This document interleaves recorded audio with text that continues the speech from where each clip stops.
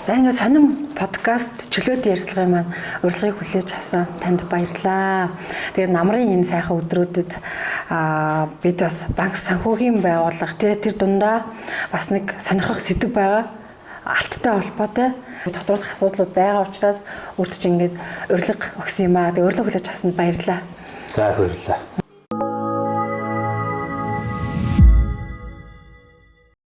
Fine Gold Nation гэдэг энэ компанийг үүсгэн байгуулад тий ингээд явж байгаа хүний хувьд танаа яг энэ Fine Gold Nation болоод ер нь хувь хүнийх нь хувьд энэ намрын за намар л одоо дөнгөж эхэлж байгаа учраас бас зуны сонин сайхныг бас зүрдэж болно тийм ээ. Ер нь сонин гэдэг нэртэй холбогдоод сонин сайхан ярьж өгч. Намар болохоор бүгдээрээ хичээл сургуульд ороод одоо үндсэн одоо их ажлын үе одоо эхэлж ийн гэж хэлэх юм уу? Тэгээд сонин сайхан гэх юм бол одоо яг таны асуусан Fine Gold Nation гэдэг төслийг бид нэр эхлүүлээд нэлээд удаж байгаа. Тэгээд энэ ямар утга учиртай төсөл юм бэ гэхээр ер нь нэрнээсээ бараг андшгүй те. Тэгээ одоо шижир алтан үндэстэн ч гэдэг юм уу те. Fine Gold гэдэг чинь яг 999 орчтой цэвэр алтыг одоо олуулсад Fine Gold гэж нэрлэдэг. Тэгээд Nation гэдэг чинь болохоор нэг үндэстэн гэдэг. Тэгэхээр ер нь бол алтан үндэстэн ч гэх юм уу. Ийм утга учиртай нэр юм байна. Тэгээд энэ өөрөө манай төслийн нэр бас компани нэр.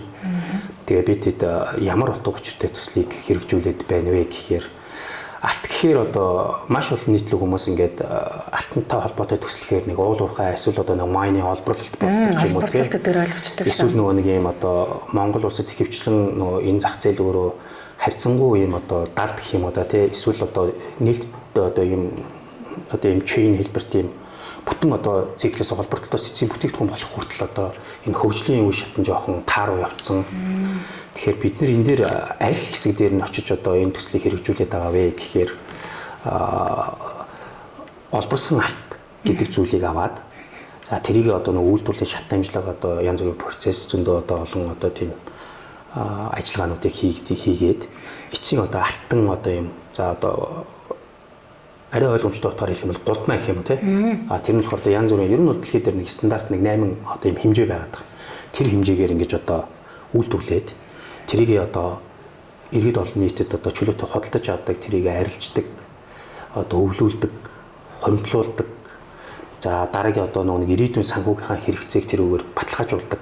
Ийм одоо үндэсний хэмжээний төслийг эхлүүлэхээр санаачлаад ингэж ажиллаа явж байгаа. Тэгээд энийг болохоор нөгөө худалдааж авах боломжууд нь одоо нэлээд өргөө хүрээтэй. За технологи ашигласан тий. Дээрээс нь Монгол улсад бид нар анхны алтны ATM-ийг оруулж ирэхээр зорж байгаа.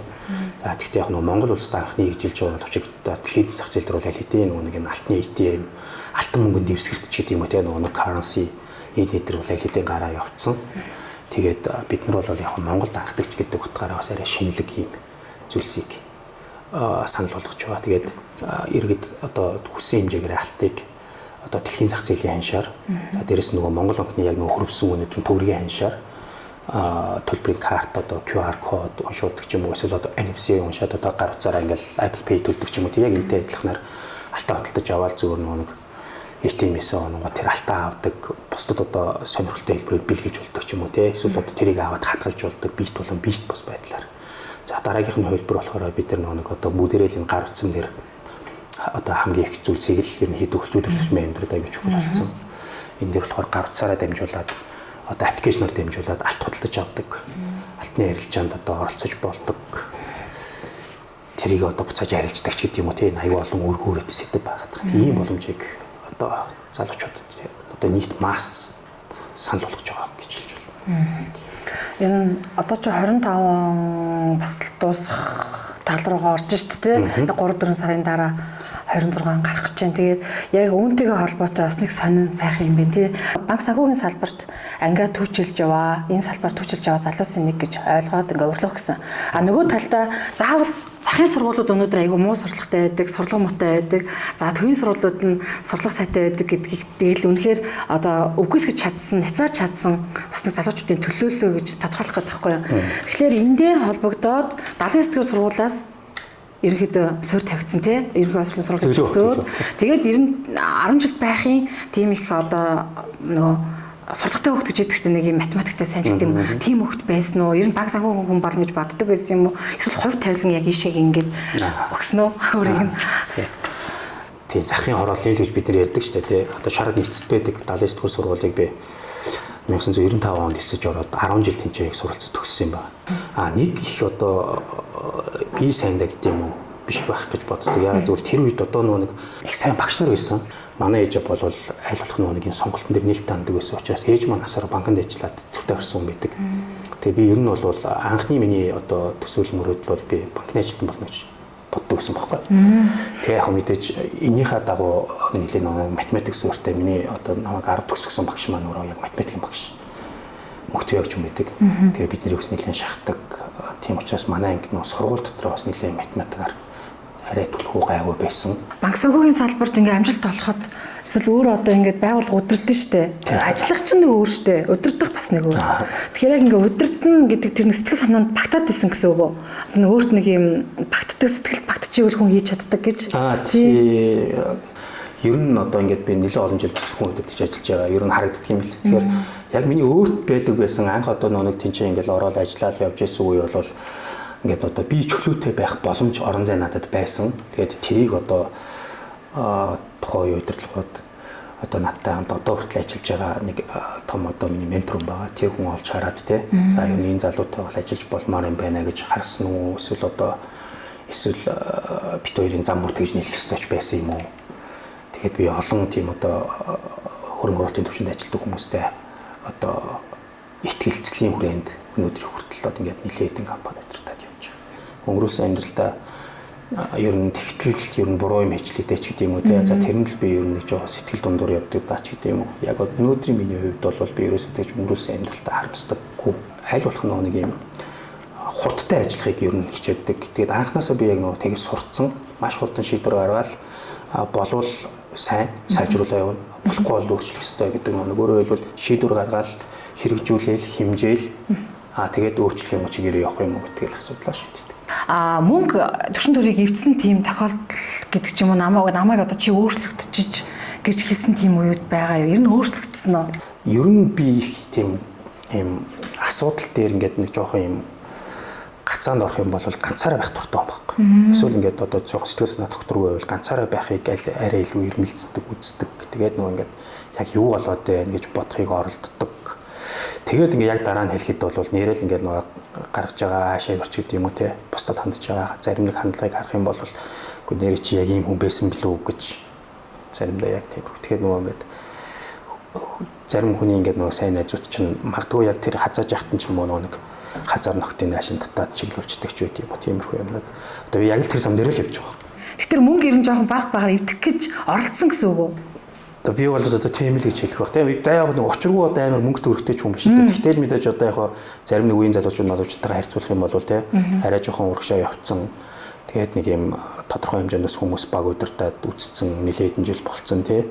За тэгээд нэг амьдрал эднэр бол одоо л нэг арай доктортой болох гэж байгаа ч юм уу те. Ингээд харах юм бол бас л нөгөө нэг бороо тийшээд явах гэж байгаа юм шиг. Тэр болгонд одоо очир зүггүй бодож засна гэхээс илүү нөгөө дандаа л товтлоод авах штеп нэг хаяа нэг ухарж бодох. Нэрээ юу болоод байна? Энэ замаар яваад ах чинь зөв билүү? Чи яг ийм юм бодож төлөвлөж байгаа мөнгө л өөрч гэдэг юм уу те. Тэр талаас илүү боддог гэсэн. За ингээд арилжааны банкнаас ялгаатай онцлог гээд банк ус санхүүгийн байгууллага гэж жоохон ярил болох уу? Тэгэхээр арилжааны банкыг банк ус санхүүгийн байгууллага яг ямар ялгаатай юм бэ гэхээр мэргэжлийн хүн ямар хариулт өгөх вэ? Бүх улс орнд би бол одоо нэлээд олон газраар явж үзсэн заримд нь бүр яг энэ чиглэлээр ингээд ажиллаад өөрөө төсөл удирдаад ажиллаж байсан хүний үед бүх газар бол энэ нөгөө loan agency ч гэдэг юм уу те эсвэл non banking system ч гэдэг юм уу энэ юунууд бүгдээрээ байгаа. Хадгалан зээлийн оршооноос хол бидний мэдхгүй маш олон одоо хамтын санхүүжилтийн санч гэдэг юм уу ингээд хамтын хөрөнгө оруулалтын санч гэдэг юм ингээд янз бүрийн төлөв хөгжсөн байгаа. Тэр байтугай бүр даатгалын салбарууд маш том хөгжөөд ингээд нийлээд ингээд бүр том хөрөнгө оруулалтын сангуудыг бий болгоцсон. Ер нь эцсийн зорилго ер нь яах гээд байгаа юм бэ гэхээр энэ санхүүгийн байгууллагууд чинь энэ ч илүүдэлтэй байгаа мөнгийг төвлөрүүлж өөр дээрээ аваад эдийн засгт хэрэгтэйгээ байгаа газар нь л аваач хуваарлаад байгаа асуудал واخхой. Гол асуудал одоо яагаад гэвэл хүмүүс банкыг сонгочоод юу сонгохгүй эсвэл зарим нь те банксыг сонгоод ийнэ гэдэг асуудал байгаа даа واخхой. Банк бол мөсвөр институт واخхой. Мөсвөр бүтцтэй те шийдвэр гаргах гэж маш удаан одоо нэг иргэн чинь 10 иргэн одоо нэг юм хүсээд ирэхэд тэрийг шийдэх гэж бол одоо аюул хугацаа шаарддаг, төсөл хөтөлбөр маягийн юм болдог. Гэтэл хамгийн их нөгөө аппликейшн гэдэг юм чинь банк ус гаргаж ирэл дээ. Гар утасны аппликейшн дээр зээл авдаг мадаг болол тэрийг дагаад одоо энэ асар олон систем хөгжиж штеп нөгөө энэ credit scoring-ийн системүүд хөгжиж эхэлж байна. Дагаад банк усын зээлийн мэдээллийн сандадад тогтолцооны өөрчлөлтүүд орж эхэлж байна ч гэдэг юм уу. Иргэд одоо энэ гар утасны одоо энэ аппликейшнийг ашигласнараа технологитой маш хурдан танилцж чадж байна.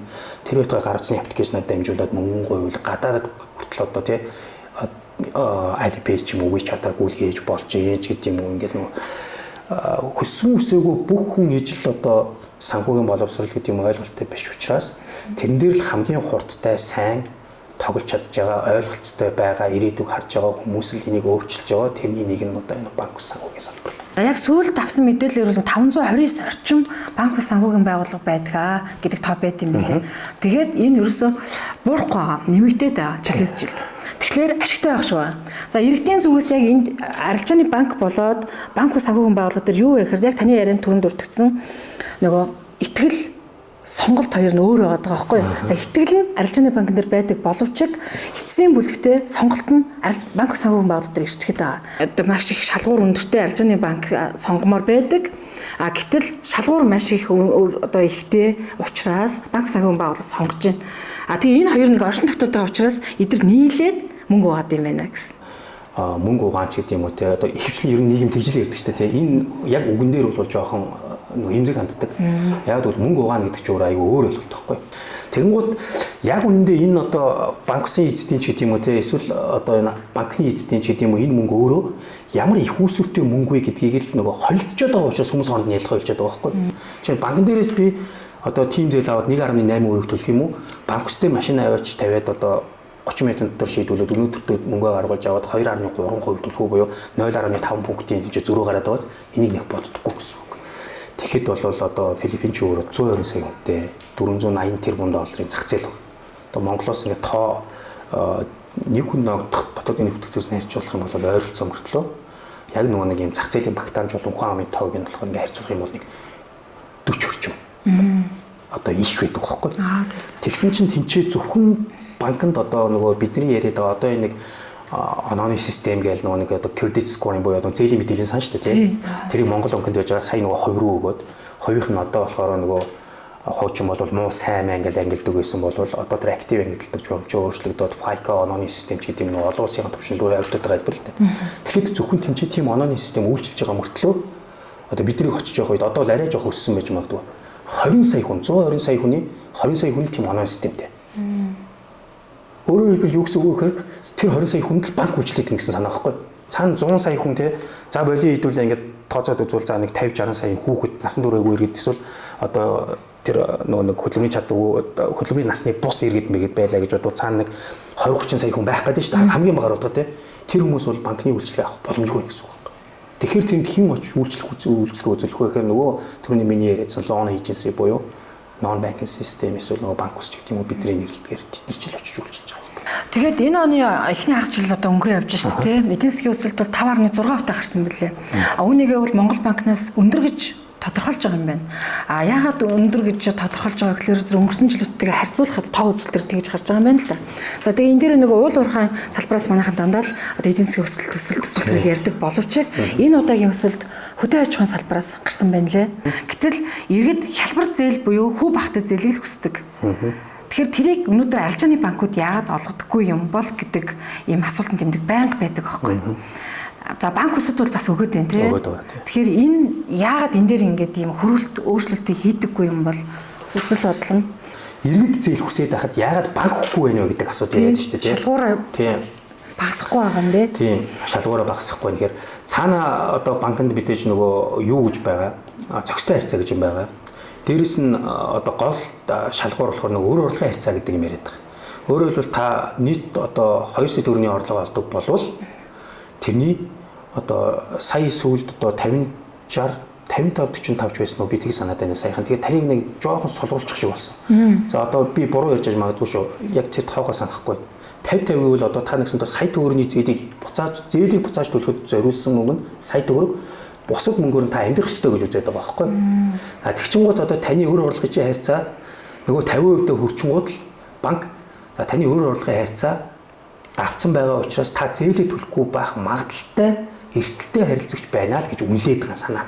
Тэгмүүд нөгөө маш олон банк усуд байгаад байгаа мөртлөө чи иргэдийн тоо өсөөгөө мөртлөө банк усын тоо өсөд нь шүү дээ. Тий. Одоо нэгсэндээ нөгөө зээл авах боломжтой хөдөлмөрийн насны чадвартай иргэдийн тооны өсөлт болон банк усын үзүүлж байгаа үйлчилгээ болон тэрэнд оруулж байгаа мөнгө төгрөгийн хэмжээ одоо хамаагүй өндөр байгаад байна гэдэг чинь бол нэг иргэн магадгүй 2 3 банк ус зээлтэй ч юм уу тийм л байгаа нөхцөл байдал ажиглагдаад байна гэсэн үг. Тэгээд энтэйгээ холбоотой нөгөө зээл авах иргэдийн өсөлт бол байнгын тогтмол байсаар байгаа. Бизнес эрхэлж байгаа ч тэр, ингийн иргэн ч тэр, ажил хийж байгаа ч тэр тий. Тэгжээд л сүүлийн 9 сарын ингээд статистик судалгаагаар бизнесийн зээл 19% өссөн. Чанаргүй зээл. Харж хасаалт гэж ярьдаг ч тий. Одоо би харж хасаалт, мууч хасаалт нөгөө чанаргүй зээл буюу харж хасаалтанд орсон байгаа гэд. Тэрийг ер нь цуцлана. Тийм зүйл байхгүй болгоно гэдэг зүйлийг ярьж байгаа. За нөгөө талдаа бизнесийн зээлийн хэмжээ 19% өссөн ч гэсэн нөгөө чанаргүй зээл гэдэг нь бол байгаль байгаа юм байна л да. Тэгэхээр энэ ер нь банк ус дээр яаж тодорхойлогдож явдгийг статистиклэгдэж гэх юм уу? Манаас яг энэ ажиллаад байгаа банк усын салбар дээр бол нөгөө маш олон хэрэглээний зээлүүд буюу нөгөө жижиг зээлүүд их байдаг учраас магадгүй одоо ер нь бол автомашин одоо импортоор орж ирсэн автомашиныг худалдаж авахд бол ер нь хөвчлэн банк усаар авч байгаа байх иргэд. Тэгэхээр нөгөө нэг тэр хэмжээний одоо за нэг 30 сая ч гэдэг юм уу 20 сая ч гэдэг юм уу те монголчуудын одоо нийтлэг унж байгаа дундаж машины үнэ шамаар байгаа лээ. За тэрнээс нэг хурцлага 20-30% насаад үлдсэн нь бол банк ус санхүүжүүлээд байна гэсэн үг шүү дээ. Тэр хэмжээний мөнгөнд дүнгээр оногдох зээл тэрнээс доошоо байгаа нөгөө аппликейшн гэж яриад байдаг хэрэглээний зээлүүд тэр зээлүүд л ерөөсөө одоо гол зээлийн багцыг эзэлж байгаа байхгүй. Тэгэхээр одоо энийг ийм эрсдэл үүсгөө. Одоо Төв банк чинь нэг ийм зүйл баримталж штэ. Банкнаас авдаг 1% зээл биш штэ. Нөгөө зээлийн 1% шинтгэлийг авдаг. Арчны банк тэрийг одоо үгүй болгоно. За нөгөө талдаа нөгөө банкнд ингээ тухайн хүн хугацаанд хит удаа төлөхгүй байлаа гэхэд нөгөө муу зээлийн түүхэнд би орцоо ингээл зарим ингээл явж идэг чинь яг тэрийг үгүй болгоно гэдэг. Ингээ энэ хоёр зүйлийг үгүй болгочихлоор нөгөө арчны банк руу яваад банк усын одоо зээл авах байдал хомигдох уу? Тэр нөлөөлөх үү? Сөргөөр. Одоо санхүүгийн хувьд одоо юм ял өрүүлээд байна гэдэг юм яриад байгаа юм л да тий. Яг энэ үнэн баг. Би бол тэгж бодож байна. Тэгэнгუთ нөгөө талдаа нөгөө хүний чинь дахиад нэг зээл авах гээд очингууд муу зээлтэй биш те дараараа гэдэг ингээ зээлийн өгдөгөө. Тэгэхээр одоо болохоор энэ нөгөө онооны систем шилжүүлж байгаа буюу тэр нөгөө нэг харж хсаалтыг байхгүй болгоно гэдэг байгаа нь онооны жигсаалт ер нь бол олон улсад дандаа тэгж явж байгаа байхгүй.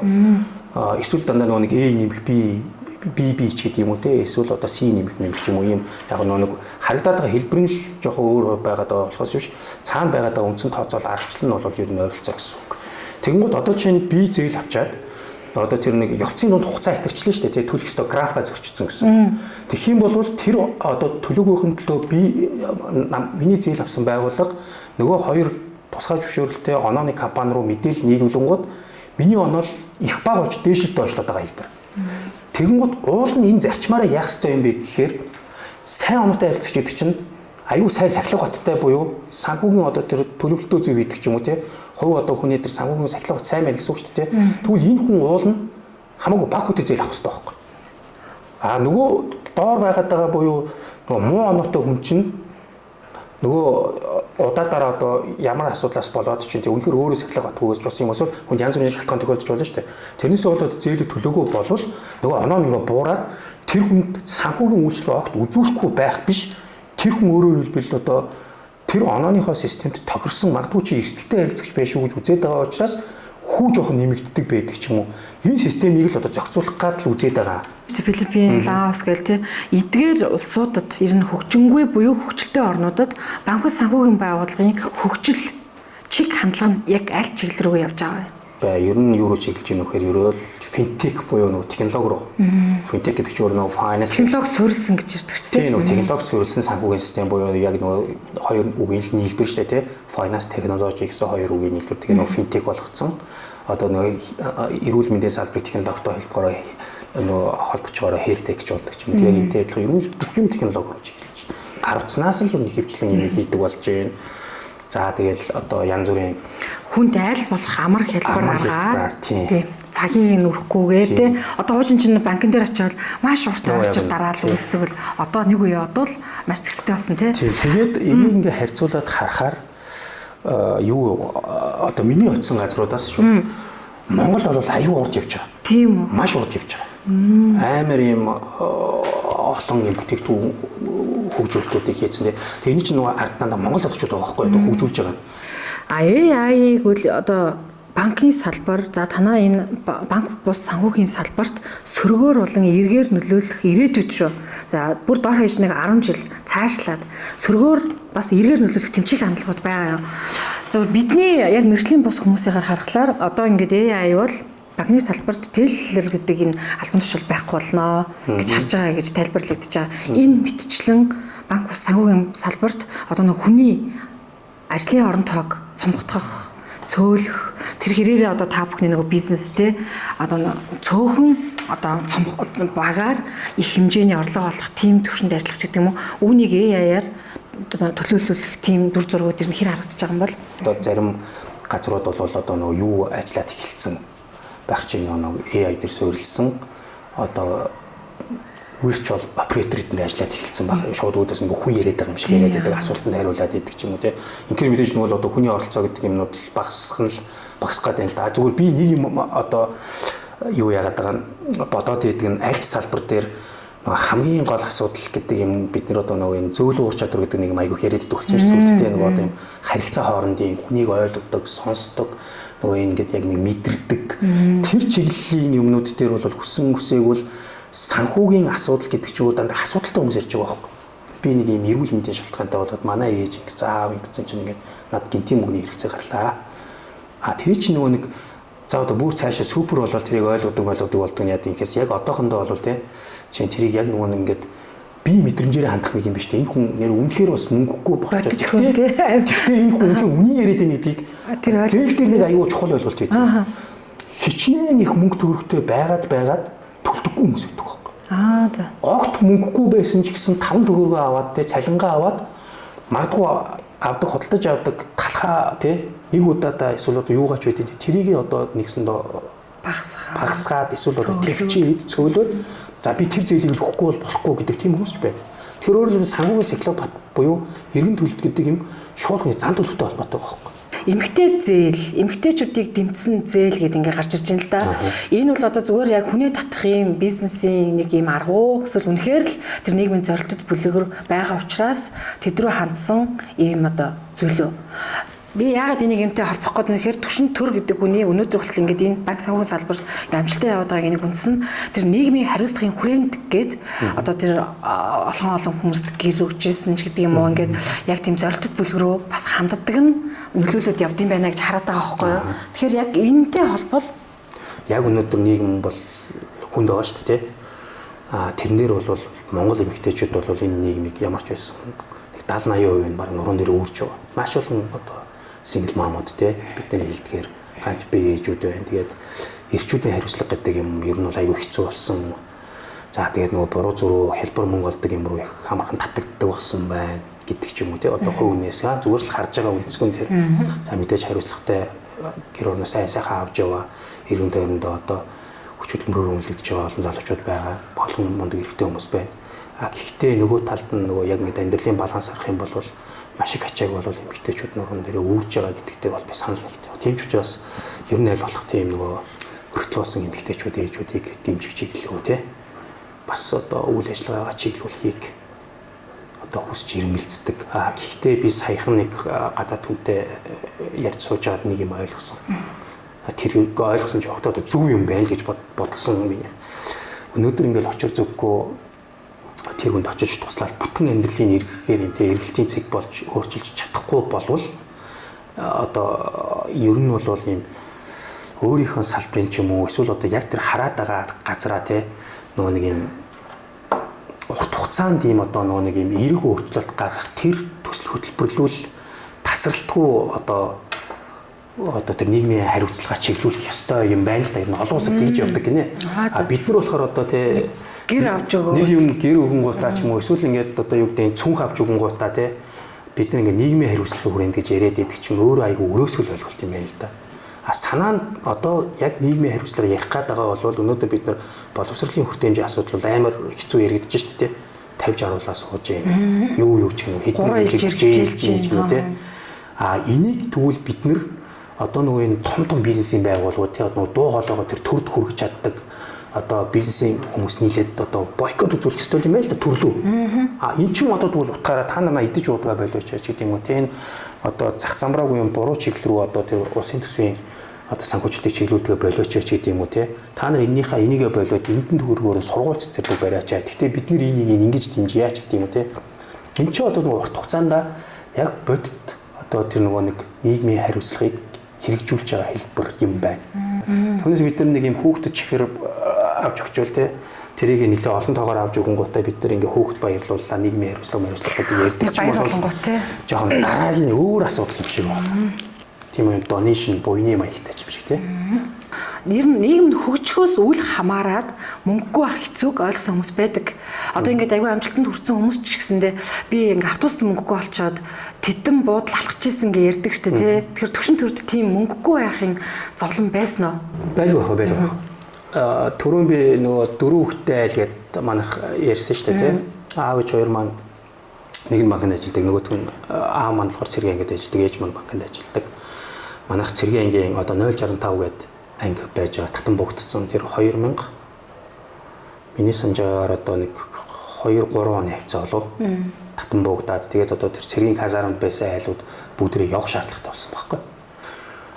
Ахыхаа курткийг ээлжиж өмсөж ч юм уу те ингээл явдаг байсан үед надад зөндөө байгаа. Тэгээд одоо яг тэр одоо яг баргалт гэдэг хингэл тийм амьдралтай байсан ч байна. Учиргүй би зовсон, гутарсан чихэн хашийн тэг. Гэхдээ нэг айхтар одоо том юу байдаг нь одоо амьдралын одоо ерөөсөө санаас гардаг нэг юм нөгөө манайхын цоны башинтай нөгөө дөнгөж юм 5-ын банз гэж байдаг байсан да захалцсан банз. Тэрүүгээр ингээд нэг юм 4-6-гийн хэмжээтэй нэг амбар барьсан. Тэр аюу хүүтэн.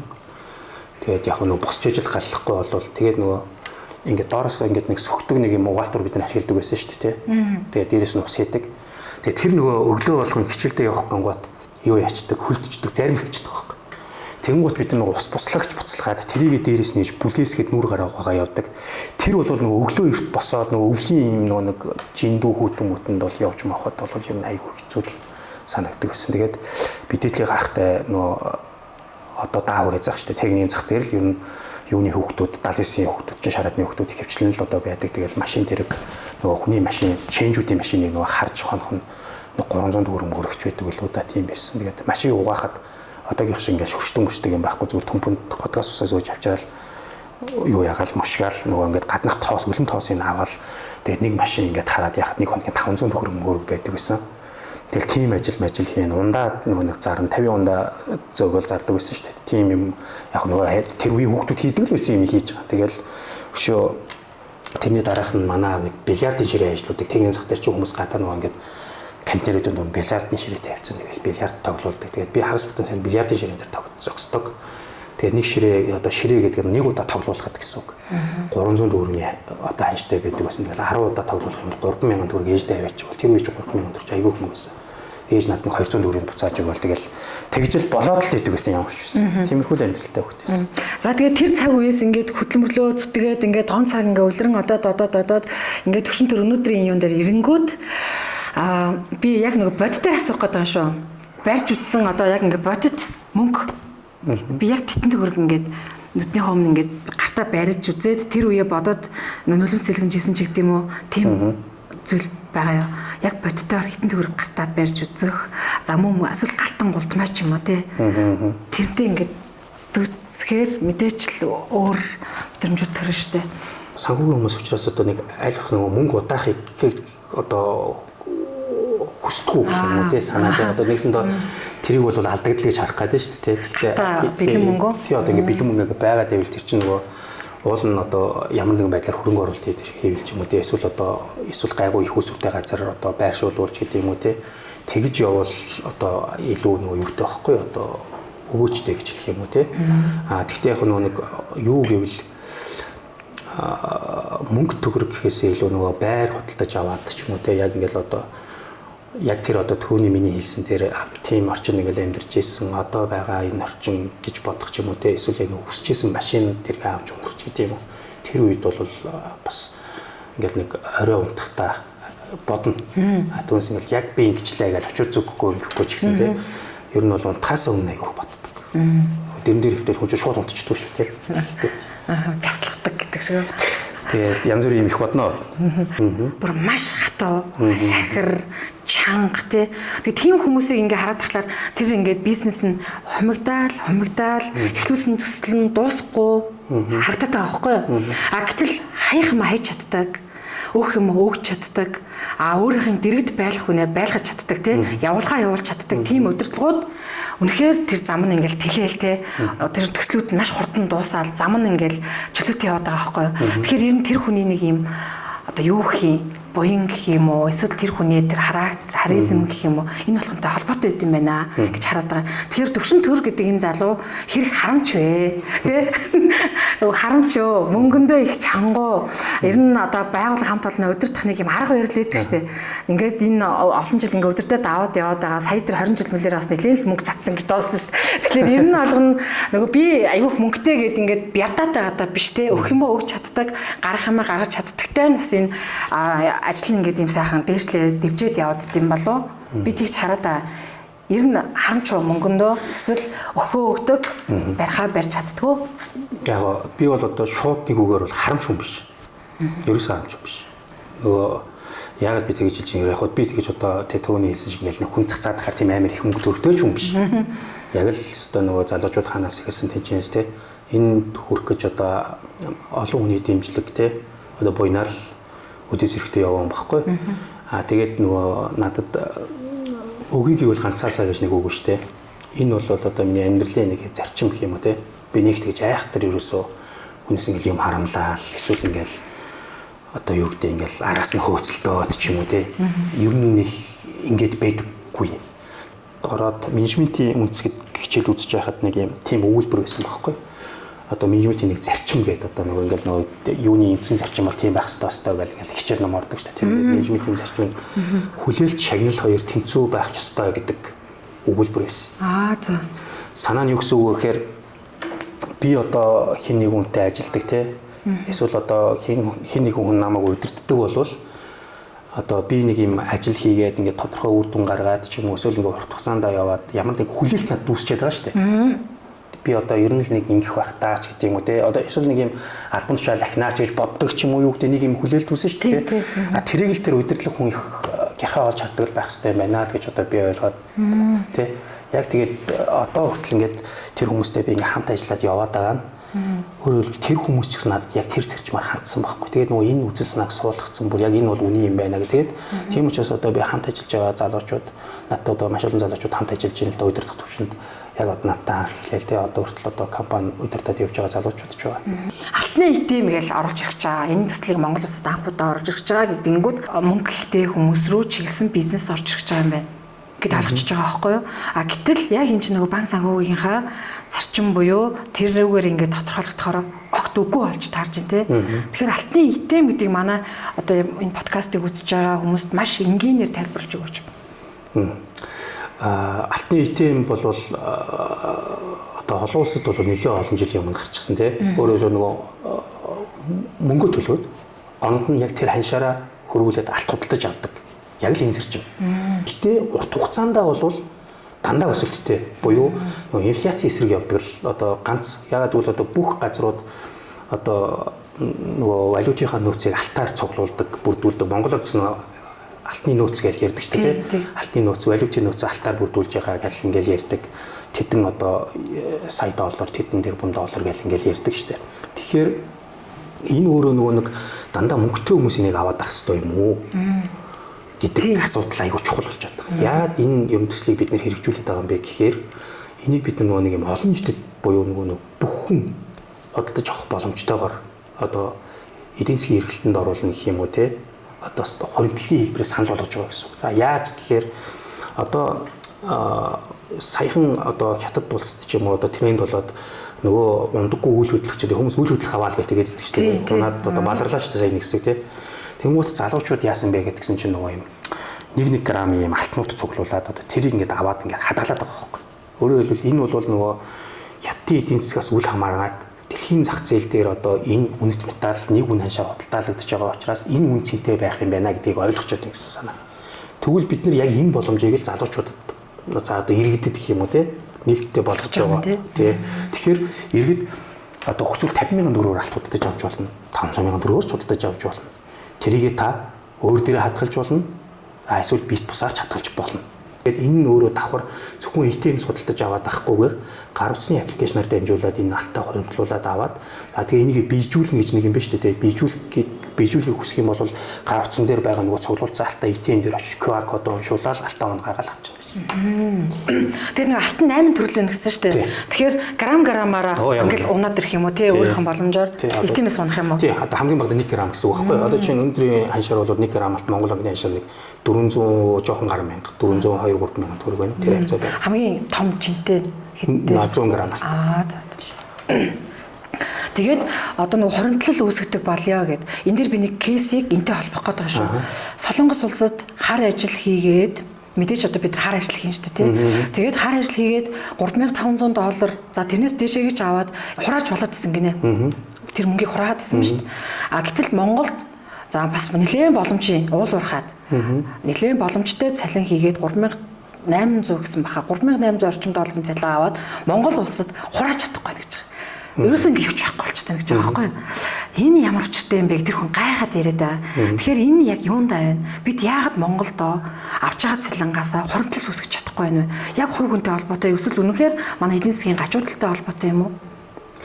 За зөв. Яг хуримтлал үүсгэх. Миний одоо өөрийнхөө амьдралаар жишээд аваад үзвэл ер нь бол өргөн хэрэглээний бараа үйлчилгээний үн гэдэг бол одоо үнэхээр аимшиг юм болцсон шүү дээ. Би ялгаа авахгүй л амьдарч байгаа хөдөлთა авалт хийж байгаа хүнс цуглуулна тий. Өөр хөлтөө сургууль соёлд сургана. Тэгээд өдөр тутмаа ингээл нөгөө мөнгөтэй харилцаал байгаа мөнгө хуваарлал за чи одоо энэ 7 хоногт ингээрээ тэгээрээ ч гэдэг юм уу. Ингээл явж байгаа. Минийхаар бол энэ өргөн хэрэглээний бараа үйлчилгээ дээрэс нь энэ нөгөө одоо суур бүтээгдэхүүн үйлчилгээний үнэнүүд юм аяг өндөр байл гэж бодоод байгаа. Хувьдаа бол чинь бензин ингээд маш үнэтэй шүү дээ. Бензин гэдэг ямар үнэтэй вэ? Тэр чинь хэдэн цагийн төвчрээ зогсчихж байгаа. Тэгэхээр ус дулаан байрны үн хөлс гэдэг юм чинь яасаа айхдаг үнэтэй болцсон юм. Дээрэс нь одоо шинэ байр худалдаж авах нь гэдэг бол ер нь л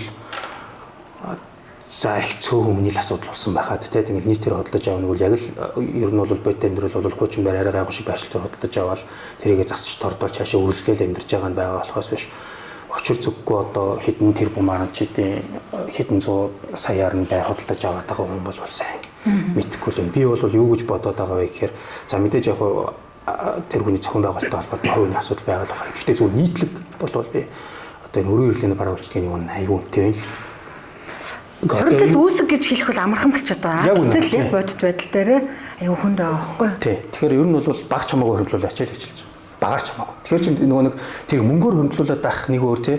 Одоо тэр нь бидний санал болоод үйлчлэгээр хөрөмтлүүлэх хоёр бол би ялгаатай гэж үзээд байгаа. Coin-ыг бол одоо манайхан нэг хэсэг аюу хүчтэй сонирхсноо одоо үр даврын сөрөг аюултай юм байна гэдэг ойлголцлоо. За тэгжэл нөгөө том компаниудын хувьцаа юм шүү дээ. Хувьцааг авах нь бас л эрсдэлтэй асуултын тэмдэгтэй хэвээр байгаа байхгүй юу? Тэгвэл энэ алт бол coin гэдэг бол ер нь бол одоо бид нар бол хэцүү юм байна гэдэг. Ер нь олон залуучууд ингээд бас янз бүрийн хасах руу орол тий. Зөндөө асуудал тууллаа шүү дээ. Тэгээд сүүлдээ барыг нэг хуульчлах гал одоо янз бүрийн асуудал бол үзээд байна. Тэр том компаниуд гэдэг юм бол нөгөө бас л нөгөө менежментийн үйл ажиллагаатай холбоотой тэр чинь бас л үйл ажиллагаа явуулж байгаа шийдвэр гаргаж байгаа хүмүүс байна. Эсвэл гадаад дотоод одоо орчны нөлөөллүүд байна ч гэдэг юм уу. Тэрнээс бол янз бүрийн л одоо асуудал үүсдэг л байна. Энэ үнэт металл гэдэг юм чи өөрөө хүссэн үсээгүй бүх дэлхийн одоо тий төв банкуд улс орнууд одоо алт худалдаж аваал тий тэр уурхаа дээр л одоо алт толборлож байгаа одоо тэр орд үнцэнтэй болоод л ингээд яваад байгаа учраас ер нь бол урт хугацаандаа бол энэ хөрөнгө оруулалт зөв юм байна гэдгийг бол дэлхийн нийт өөрөө хүлээнчөрж байна л гэж хэлдэг. Сонин гэд хэлчихэр зүйл байдгүй. Эхэлж би тэр нь сонин байна гэж хэлчихэд араас нь би тэр нэг тайлбар хийх гээд байгаа. Би энэ ингээд нөгөө хүмүүс ингэж шууд ингэж одоо дүгндэг гэх юм уу те шууд ингэж нөгөө нэг одоо энэ ийм юм биш гэж ойлгодог ч юм уу те эсвэл ингэж шууд нөгөө нэг тэр хүний амьдралаар амьдарч үзээгүй тэр хүний яг ингэж нөхцөл байдалд орж үзээгүй мөртлөө дүгнэлт хийдэг нь айгүй сонин гэж бодоод идэг байхгүй болцсон өмнөж тийм байгаагүй л те яагаад ингэж боддог болцсон бэ гэхээр би 3-4 жил ганцаараа амьдраад тэр олон хүний дунд ингэж нөгөө аюу ганцаарддаг байсан байхгүй заримдаа те тэгэнгүүт ингээд нөгөө ерөөсөө амар их ингээд бодоол хүмүүс яг ингээд заримдаа хүний сэтгэлийг тайлбарлах гэж юм уу тийм би чамайг ойлгож байна ингээд айгүй ингэдэг штэ тийм би чиний зовлон ойлгож байна яг ингэдэг байхгүй юу гэж ингэж боддог штэ Тэр л надад их сонь санагдав. Өөрөөр хэлбэл би таны амьдралаар амьдарч үзээгүй, та миний амьдралаар амьдарч үзээгүй тийм бүгд л асуудалтай шүү дээ. Тэгэнгүүт ингээд тэр хүний амьдралаар амьдраад үзсэн юм шиг ингэж бодоод ойлгоод эсвэл өөр хүнд яриад идэг гэх нь л аюул сонь надад санагдаад байна. За тэгвэл банк үсгийн салбарт яг түвшин төрийн зүгээс л тэр сони юм байна тий. За банк үсгийн салбар буюу энэ банк арилжааны банкын салбарт нэг сони юм нэг юм байна. Энтэй надтай үзэл бодол нийлэх үү. Жишээ нь бол машины зээл авах гэж үзлээ тий. Гэтэл банк ус дээр арилжааны банк дээрээс авах сонирхолтой байгаа байхгүй юу? Тухайн хүн. Гэтэл арилжааны банк өгөхгүй. Гэтэл банк ус өгчөж байгаа байхгүй юу? Тэгтэл банк тухайн иргэнд итгэхгүй байгаа юм. Машин авах гэж байгаа зээлийг өгнө. Итгэхгүй байгаа хэрнээ нөгөө итгээгүй гэх юм уу одоо нөгөө итгэл банкны итгэлийг авч чадаагүй иргэн банк усаас зээлээ аваад төлөөд байгаа байхгүй. Хитчихсэн тий. Надад энэ маш сонь санагддаг. Ерөөсөл хувь хүний тэр нөгөө хандлага зан төлөвтэй холбоотой. Яг төлөхгүйгээ бодцсон юм мөнгөдөөс нь ч төлөхгүй. Үнэхээр төлөе гэж бодож байгаа хүн ёстой нөгөө талхмаас л асч яваад чамаагүй зээлээ төлдөг л байхгүй. Яагаад гэвэл тэр хүн хамгийн эмзэг үед энэ хүн надад энэ газар юм уу энэ хүн надад тусалсан шүү гэдэг тэр итгэл байгаад л байгаа байхгүй тэр хүнд. Энэ дээр л тогтож байгаа. Тэгэхээр төвшин төрөдөг энэ залуугийн хүсэл мөрөөдөл их байхаа.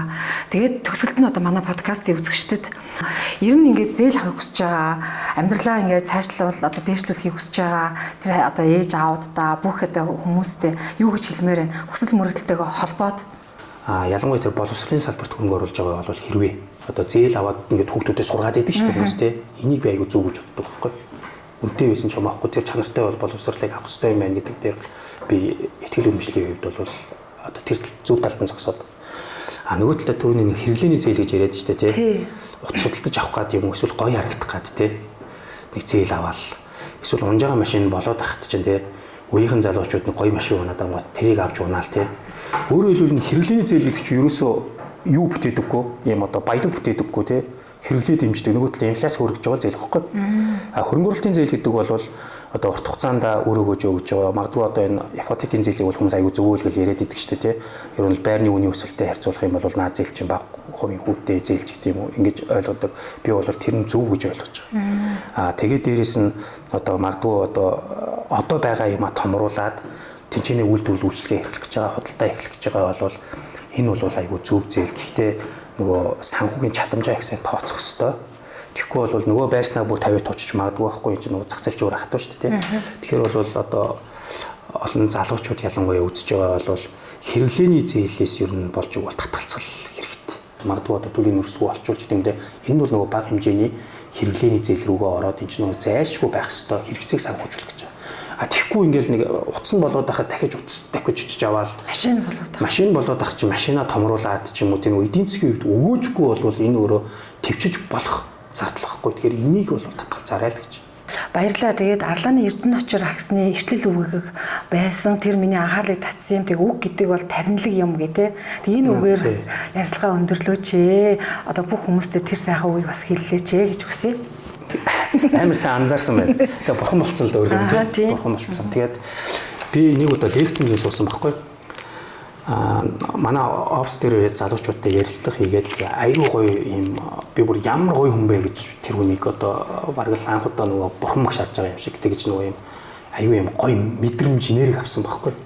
Тэгээд би тэр хүнийг гараад явсныхан дараа тэр уулзалтаас нэг удаагүй зурда бурхан болцсон байсан би тэг нөгөө мэдээг нь харчаад ямар харамсалтай юм бэ гэх. Тэгээд тэр хүний талаар уншиж чаад хаасан чинь нэг юун дээр нь тийм одоо нийтлэл дээр нь үг гэдэг таринлаг юм гээд Арлааны Эрдэнэ очир гэж бичсэн байсан. Тэгээд би энэ нөгөө айгу сүнслэг үг байна гэж бодоод өөрөөр хэлбэл амнаас гарч байгаа авиа болгон нөгөө үг үйлдэл болж хувирдаг учраас хүн ингээд нөгөө босдод хэлж байгаа үгээ ч гэсэн өөртөө ярьж байгаа үгээ ч гэсэн ер нь айгу бодож тийм гэгээлэг байх хэрэгтэй юм байна.